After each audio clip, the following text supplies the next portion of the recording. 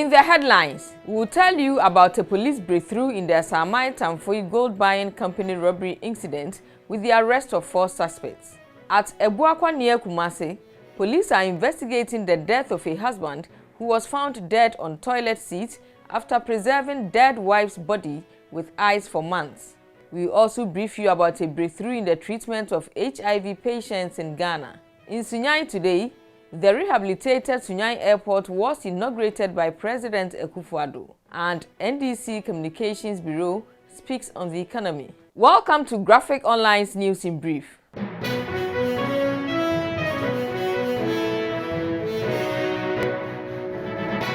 The police, through sustained intelligence-led operation over a 9-week period, have arrested 4 armed robbery suspects who were involved in a robbery attack that led to the death of 2 people at Asaman Tamfoe near Enyinem in the Eastern region on May 5, 2022. The robbers, numbering 7, attacked the gold buying company in the town.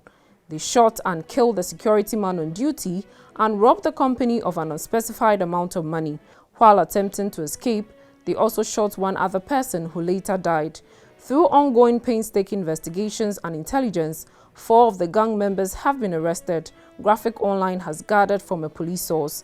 There are more details about the names of the suspects when each one of them were in tomorrow's print edition of the Daily Graphic.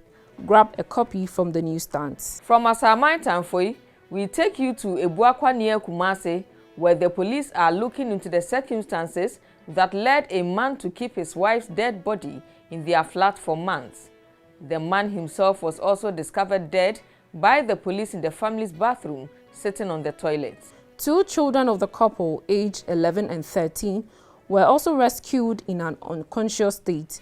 They were in a locked room in the flat. The family has been identified as the Jacksons, and they lived in a rented apartment at Abuakwa Macro in the Atriuma in Wabieja district of Ashanti. The family is said to have relocated from the Netherlands about 7 years ago to live in Ghana. It took the intervention of curious neighbors who alerted the police to break into the flat. The neighbors had not seen the couple outside for some time and therefore alerted the police on their suspicion. When you lose a lot of fluid, up to a certain percentage, your line or your veins collapse. So we're finding it difficult. Finally, we had it and resuscitated them. From Abuakwa, we bring you some good news where there has been some breakthrough in the treatment of HIV patients. A senior lecturer at the Department of Chemistry of the University of Ghana, Legon, Dr. Jerry Harrison, says he has discovered a breakthrough in drug composition for the treatment of HIV patients. Dr. Harrison, at a press briefing in Accra today, said the research, which was done within 6 years, targets specific proteins in the HIV virus, which will enable manufacturers to develop drugs to treat the disease.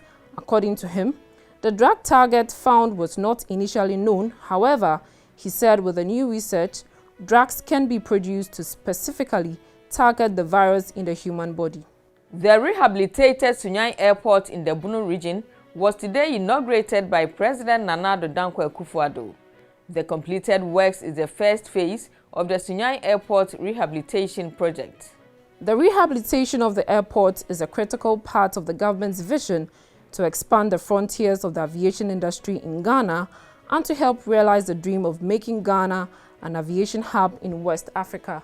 The scope of works included the rehabilitation and extension of the runway from 1,280 meters to 1,400 meters, repair of the apron to accommodate small to medium-sized aircraft, minimal renovation of the terminal building, and construction of some airport internal roads.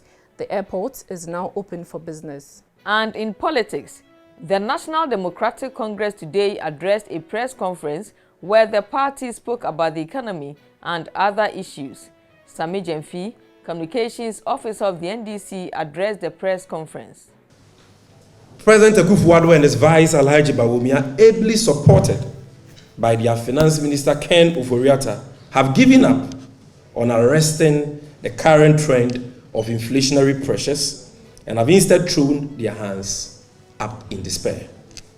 Simply put, the suffering and excruciating hardships we are reeling under will continue to persist for the rest of the year with no end in sight.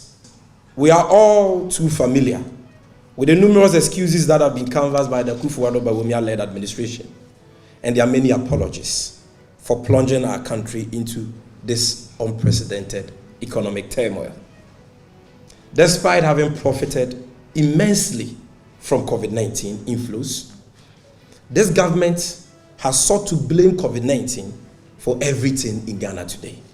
Graphic Online's News in Brief was brought to you by Graphic News Plus. Download your Graphic News Plus now and choose your preferred package daily, weekly, monthly, and annually, and access free news on various interest areas as well. Visit us on graphic.com.gh for further information. Graphic News Plus, connecting people through news. Thank you for watching. For more news, please visit our website graphic.com.gh or follow us on Facebook at Daily Graphic and on YouTube and Twitter at GraphicGH. I'm Asaman Tamfoe. Subscribe now.